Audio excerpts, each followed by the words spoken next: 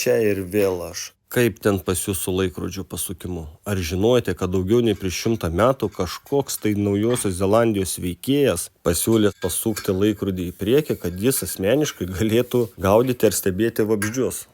Na, o šiandien sveiki gyvi, kas žiūrit, ir šiandien bandysim sustiprinuoti ir ištiesinti ratlankį. Ir pažiūrėsim, kaip man seksis.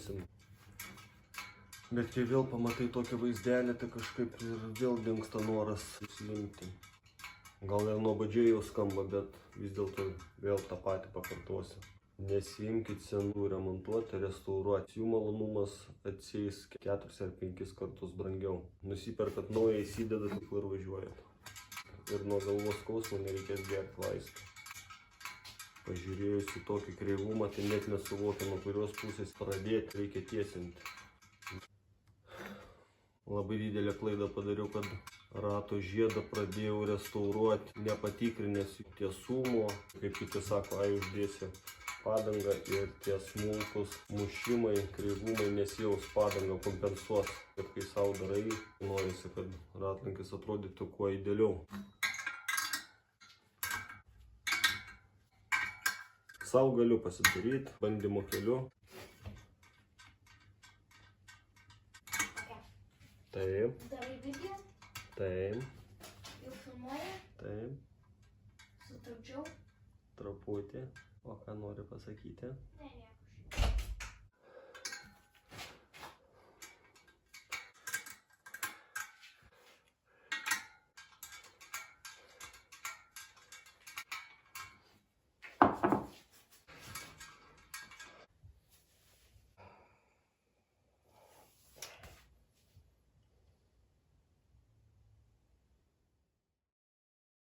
A few minutes later. Kam daryti tą, ko neišmanai arba nemoki. Reikia duoti ir kitiem darbo, kad užsidirbtų. Nebūsi viso galų meistras. Geriau išsiųsiu žmogui, kuris supranta, ką daro, ir turėsiu gerą rezultatą. Nervams nuraminti, išeisiu į lauką pasigrožėti paskutinių sniegų ir gražių šaltuko.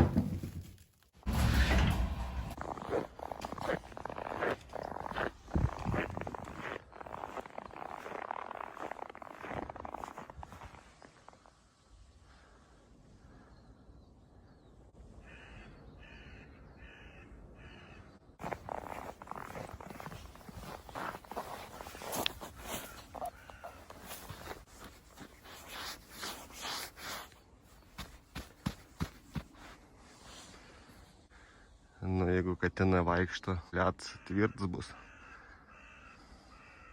Tai kaip jas nežvėjais, tai negali patikrinti su grąžtu, nes neturi jo.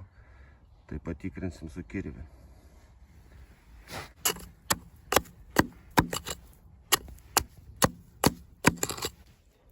Oi, tai kutu, čia gal 12 comų ledas.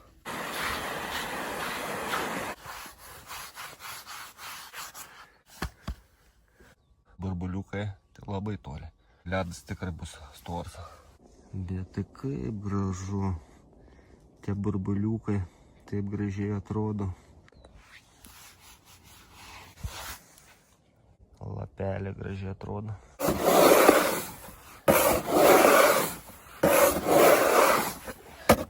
O, kaip gerai nugarų pamankštino. Ypač užus turint, tai būtų labai faina. Romantiška su žmona, pačiužinėti. Sutemus dar kokių lempučių, pakabinus ant pušelių, labai gražiai atrodytų. Pabaigai dar romantiškai gal dar kokią eketę įsikirsti ir šokti šaltų vandenį.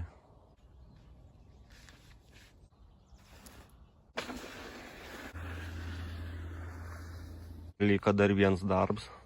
Vaikystėje kiekvieną rytą būdavo toks kaip ir ritualas. Ateit ir žuvytėm padaryti eketę, kad žuvytės turėtų kuom pakvėpuoti. Eidavau kiekvieno mielo ryto, prisiminsim vaikystę ir padarysim eketę. Eik tu šikt. Gal kaip gražiai įskyla. Galime ir kelnis pakakoti. Žmonės, kelkitės gyventi kaimus. Bėkit iš tų didmiesčių, prapulsit nuo rūpesčių ir triukšmų. O kaime ramu, jokių rūpesčių, čia net pinigų nereikia.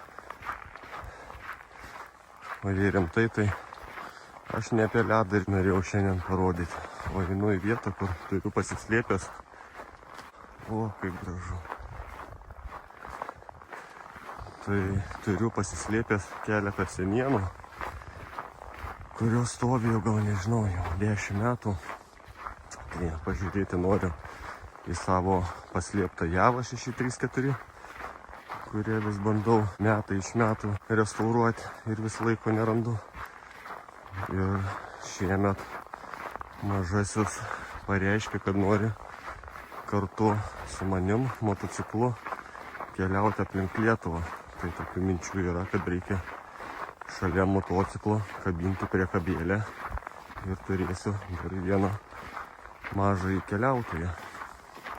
Tai nežinau, kaip čia mums seksis, ar vaikui nedings noras, nes tam reikia pasiruošti. Tokie reikalai kaip daiktų, kažkokia komplektacija ir svarbiausia, tą priekabėlę reikia pasiruošti, prikabinti, pažiūrėti, kaip su ją važiuoti ir panašiai.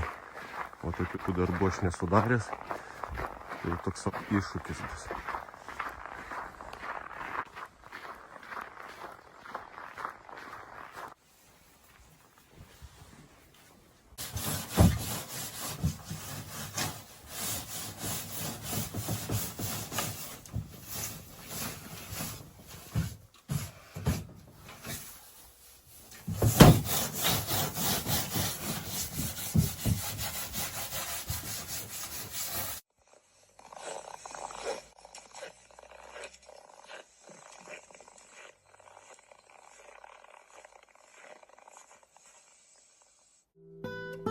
Pabaigai mano mintis tokia.